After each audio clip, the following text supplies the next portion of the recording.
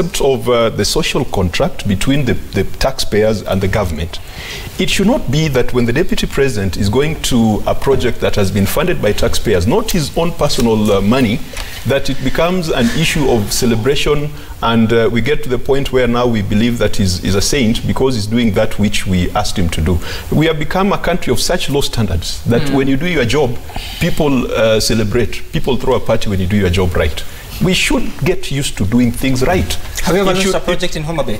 Well, my mandate is not a development That's why I said mandate. What do you have? I've done projects, I've done churches, I've helped churches to construct, and there's nothing wrong in politicians going to help churches to build, because we are members of those churches. Okay. We'll ventilate on these matters more. Do you have any feedback that we can read now?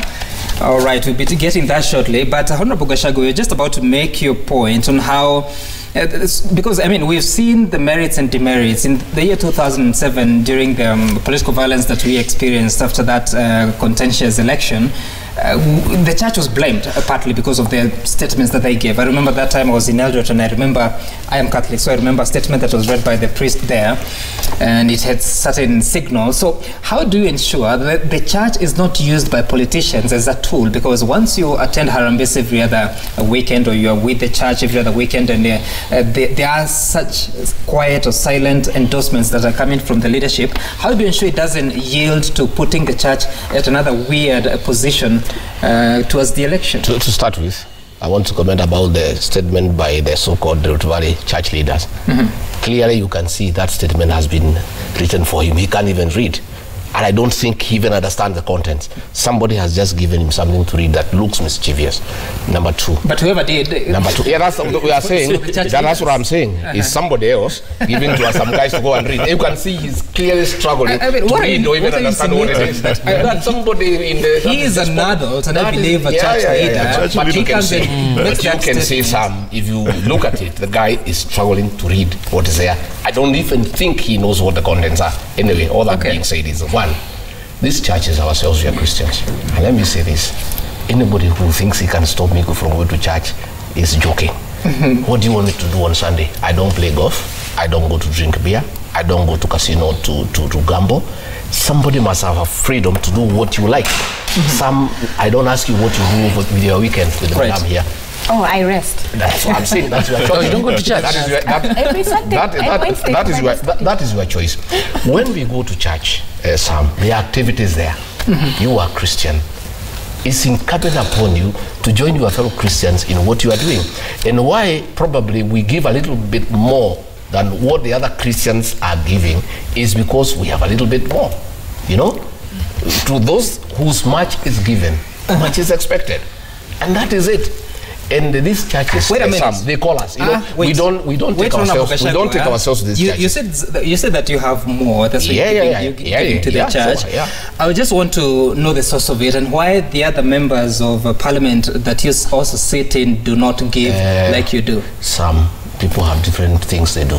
Before I became a member of parliament, myself, I'm a businessman. I have lived for 52 years before I became a member of parliament. I was eating and drinking. I was doing these Harambes. I've never stopped. I'm not going to stop because I do other things. I'm a businessman. I'm a farmer. I am somebody in real estate. And I know as a Christian that I am supposed to give 10%. So what are these unique fortunes for the Tanga movement? I'm supposed to give 10%, you know, of whatever I get. In your church? In all churches where I'm called. As a member of parliament, I'm PCA. But I have people. Your 10% goes to the church, not to just any church. Yeah, churches. Because I am PCA, but I represent evangelicals, I represent Pentecostals, I represent Baptist Church. I have people in my constituency who are Christians.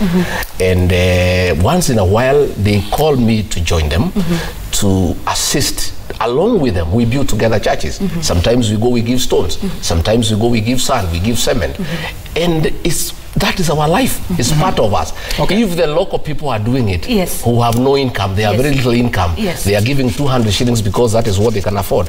If I can get 100,000, I'll give it. That's why I have a problem with John Buddy trying to restrain me from doing what I want to do with my money. He has no business. Let's rope in the rest. Dr. Chris, come in.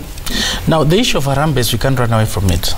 Some of us, we've reached where we are because of Harambes. How so? Tomorrow, in school. Tomorrow, anything happens to you or an accident, you're supposed to be airlifted to go to India for an operation, whatever the case. That's why we have the Ministry your of medical Health, cover. Your medical cover might not be able to sustain. So you run to friends for purposes of Harambee. So the spirit of Harambee should not go away. In the last parliament, Professor Nyang'o, the current governor of Kisumu, tried to bring a motion to kick out Harambees.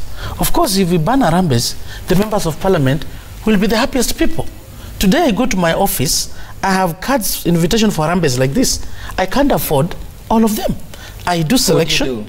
What happens, at times I do random sampling, so that whichever I pick, if 110, I can do random sampling.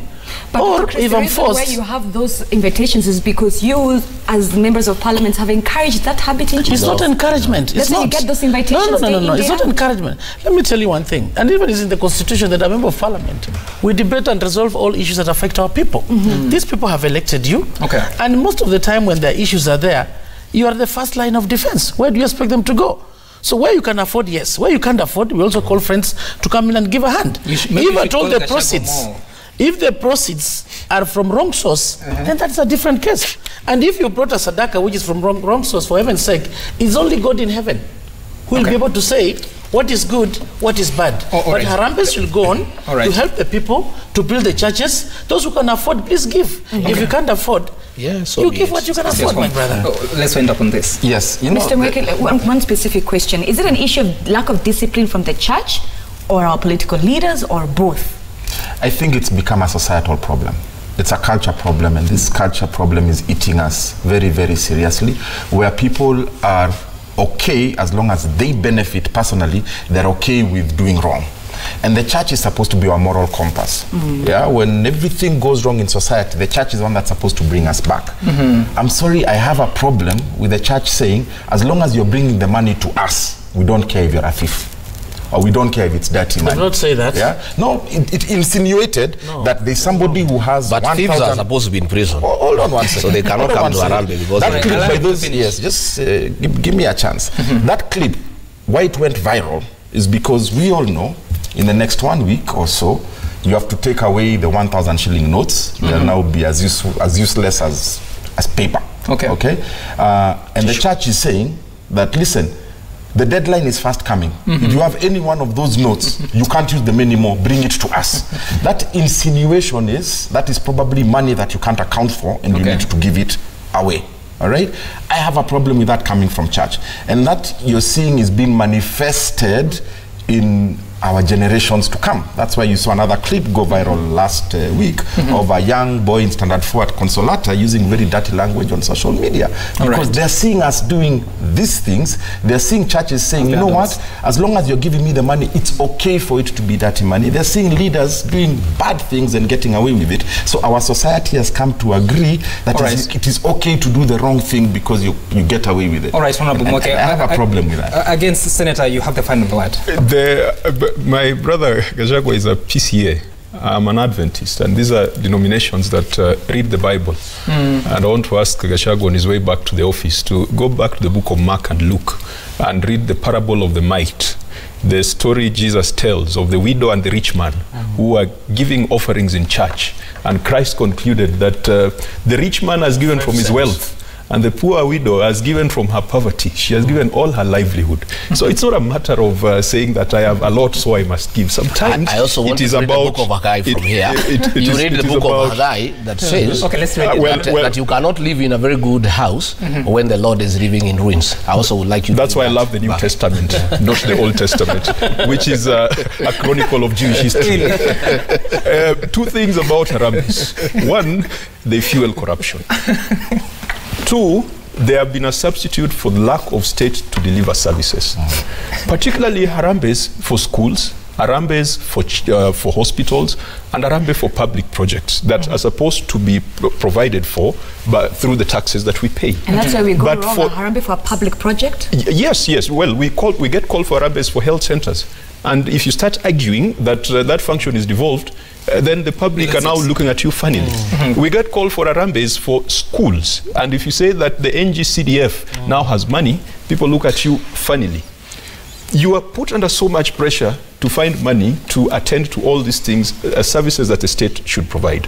But churches I know have been excluded. And the NGCDF Act expressly excluded churches from those that can receive public funds. Right. I know one colleague of mine, a member of the National Assembly, is proposing to make amendments to the NGCDF Act and say that at least 1% or a certain percentage can be used to support religious activities. Okay. We should not be afraid of supporting churches. It has helped many of us. What we shouldn't do is to use the church platform to seek political advantage. Let's go there for the spiritual aspect. Let's not use it for politicization. Stopping church arambes, in my view, is not something that we should even be concerning ourselves with. Let's take our heart there. Let's not take our wealth to church. That's a beautiful. All right, Senator, let's take a look at what we've been saying online, on SMS 22422 as well as on Twitter. This is Wycliffe Mumelo Simiu from Kiminini in your constituency. Whoa. I'm not sure I can read that. The church is to the church feed the soul with the word of the Lord, not politics. Churches have become corrupt.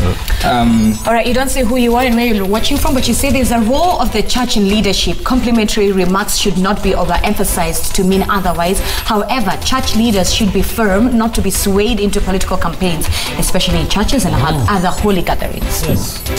What else do you say on SMS? You don't leave your name. I am amazed at the hypocrisy exhibited by some of the leaders. If it was any other leader involved, it's okay, but since it's the deputy president, then it becomes an issue. Okay, let's take a look at Twitter. On Twitter. Hashtag Daybreak, Twitter's directly at Citizen TV Kenya. Boniface, you say we need to leave such sentiments from such leaders aside and focus on development issues. Is the DP opening roads? Is he commissioning projects? That's the main question. And thank God to Gush. You also said that the day the church in Kenya started playing politics, the death of the nation Kenya is nigh. Church, judiciary and higher institutions of learning should be the axis where other aspects of life revolve around. Church should never take sides. That's your view. Engineer Lazaro, good morning. You say churches were the only source of hope in a divided nation. Religious leaders were the ones giving spiritual direction during the times of sorrow. Nowadays, churches are more confused than us, praising material wealth. God sent your son. All right, so that's your say on Twitter. The hashtag being Daybreak. I believe we are done with that. Or Zephaniah Obaga says that it is fair that we give our spiritual leaders a democratic space to express themselves. Where else would they get an opportunity?